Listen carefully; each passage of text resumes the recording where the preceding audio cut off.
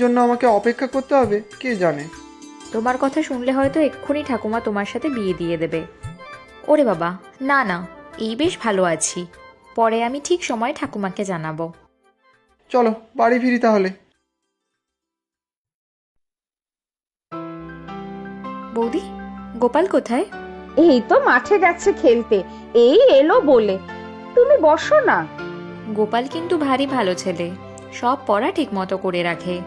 তোমার কলেজ কেমন চলছে? ভালোই চলছে বৌদি। কলেজের পাশাপাশি আমি চাকরির পরীক্ষাও দিচ্ছি। সে চাকরি তুমি পেয়েই যাবে, পড়াশোনায় কত ভালো তুমি। চাকরি যে আমাকে পেতেই হবে বৌদি, ঠাকুমাকে আমার দেখতে হবে তো। তোমার ঠাকুমার তোমাকে নিয়ে বড় চিন্তা, বুকে করে একার হাতে তোমাকে মানুষ করেছেন।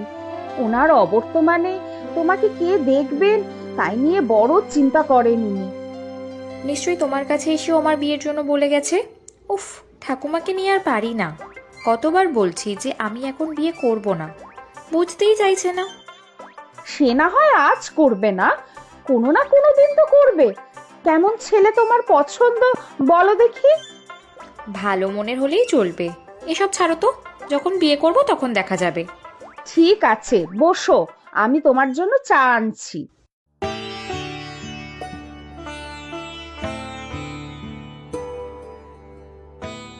আরে গোপালের মা, এসো এসো। কি করছেন মাসিমা একা একা বসে?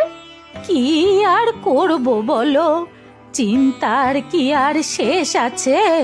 তোমাদেরকে তো আগেই বলেছি, নাতনিটাকে কারোর হাতে দিয়ে যেতে না পারলে আমার যে কিছুতেই শান্তি নেই।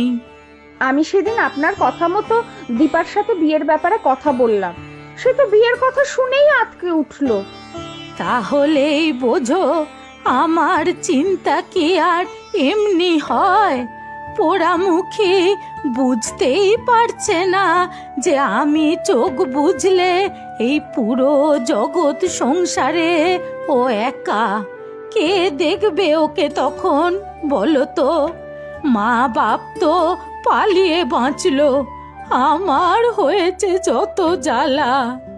শুনুন না মাসিমা, আমার এক দুঃসম্পর্কের ভাই আছে, একাই মানুষ, একটা ছোটখাটো ব্যবসা করে।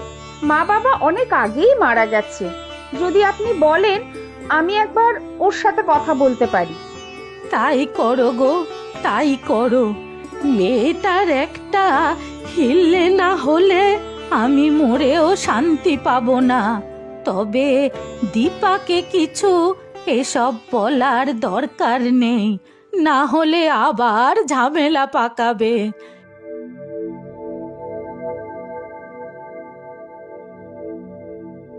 ঠাকুমা, আমি বেরোলাম। আজ আর তোকে কলেজে যেতে হবে না, বাড়িতে থাক, কাজ আছে।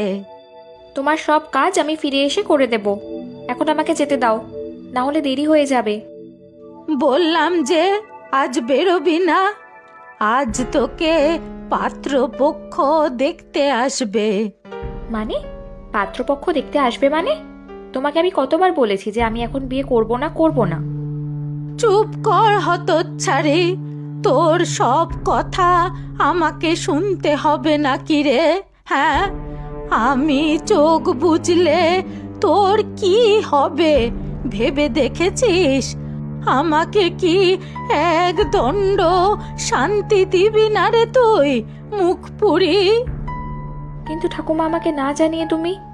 দেখ দীপা, একটা কথা তোকে আমি পরিষ্কার বলে রাখছি, আজ যদি তুই আমার কথা না শুনিস তাহলে তুই আমার মরা মুখ দেখবি, এই বলে রাখছি।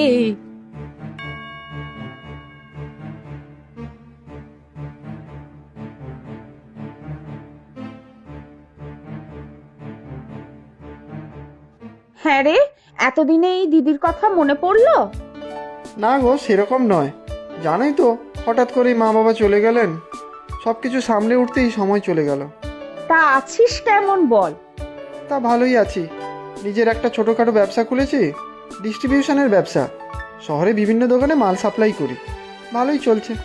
তা এবার একটা বিয়ে থা করে থিতু হ। সেসব পরে হবে, আগে নিজেকে তো একটু গোছাই। আজকালকার ছেলে মেয়েদের এসব কেমন ধারা ছিঁড়ি বুঝি না বাপু।